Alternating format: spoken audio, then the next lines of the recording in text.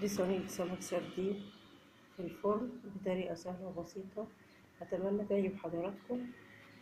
اتفرجي عليها في الفيديو، هتلاقي الطريقة سهلة وبسيطة، وأتمنى الفيديو يعجب حضراتكم.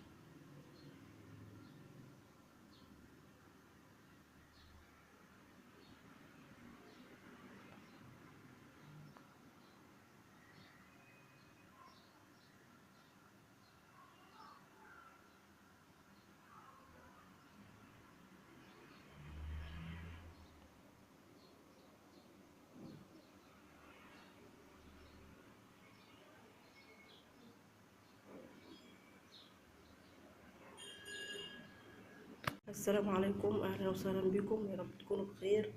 النهاردة أعمل لكم صينية سمك سردين بطريقة سهلة وبسيطة، هتعجبكم إن شاء الله. معانا سمك سردين اهوت، معانا جزر، معانا طماطم هنعملها حلقات، معانا بصل حلقات، معانا ليمون وفلفل وقرن شطة حمر، ومعانا توم، ومعانا التوابل كزبرة وكمون وفلفل وملح.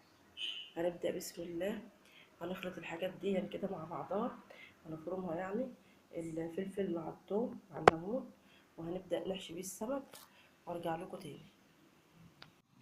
انا فرمت اهوت، فرمت الدقة اللي هو الفلفل والليمون والتوابل والثوم اهو بالشكل ده كده عشان نحشي بيه السمك.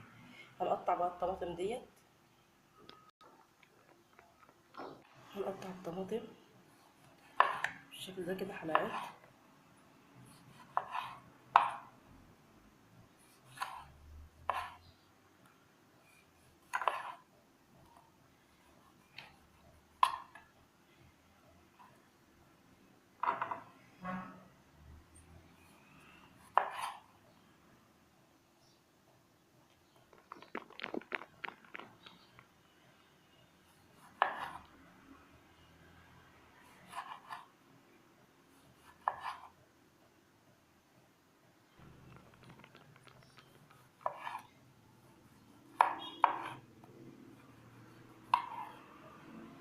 بالشكل ده كده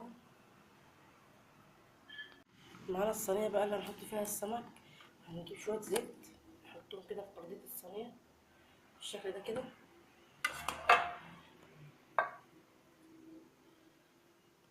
بالشكل ده كده اهو.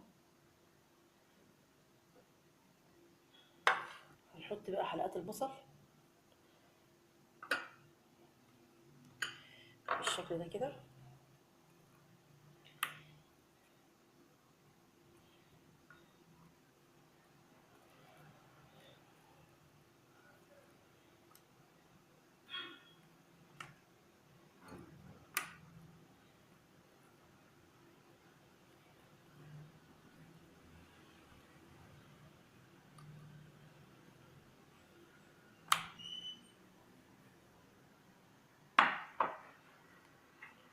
والجزر، والجزر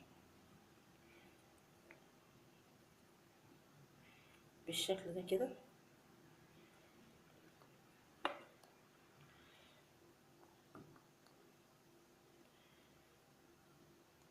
اهي حلقات الطماطم بقى بالشكل ده كده.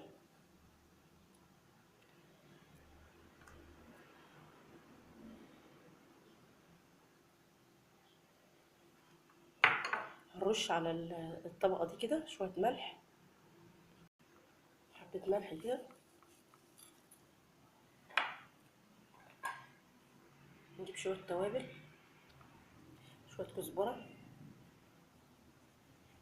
كزبرة بتخلي طعم الأكل حلو، كزبرة ناشفة، شوية كمون كده كده. هنبدأ بقى نحشي السمك ونرص عليه. هنجيب السمكية كده ونحشيها بالشكل ده كده اهي، وهنرصها هنا كده بالشكل ده كده، بالشكل ده كده اهو. هنحشي السمكية بالشكل ده كده اهي.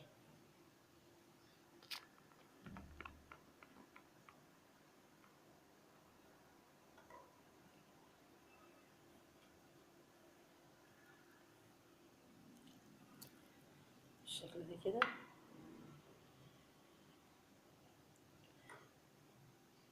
صينية سمك ان شاء الله هتعجبكم. كده انا حشيت الصينية كلها بالشكل ده كده اهي، اهي بالشكل الجميل ده اهي. هنحط برضو شوية دقة كده على الوش مع الطماطم الفايضة دي اهي، مع حلقات الطماطم بالشكل ده كده، بالشكل ده كده اهو. والبصل بالشكل ده كده اهو.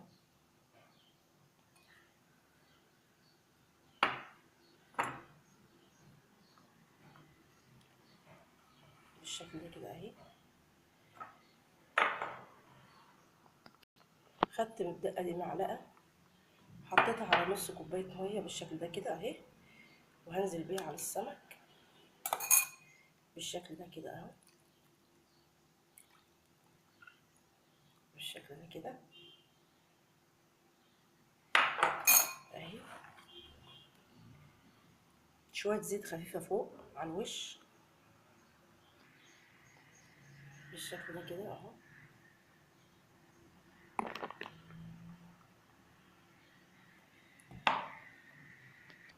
كده الصينية بتاعتنا جاهزة اهي. احنا بقى مش هنحطها على الفرن على طول، هنحطها على البوتاجاز ربع ساعة وبعد كده ندخلها الفرن، وان شاء الله بعد ما تخرج من الفرن هوريها لحضراتكم بالشكل الجميل ده اهي.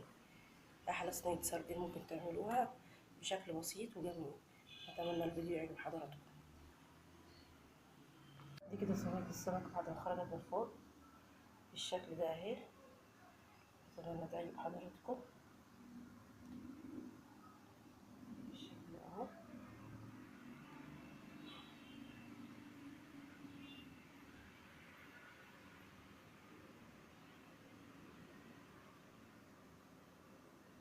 يا رب تجربوها، طريقتها سهلة وبسيطة وصينية سهلة في الجو الحر اللي احنا فيه دوت اهو.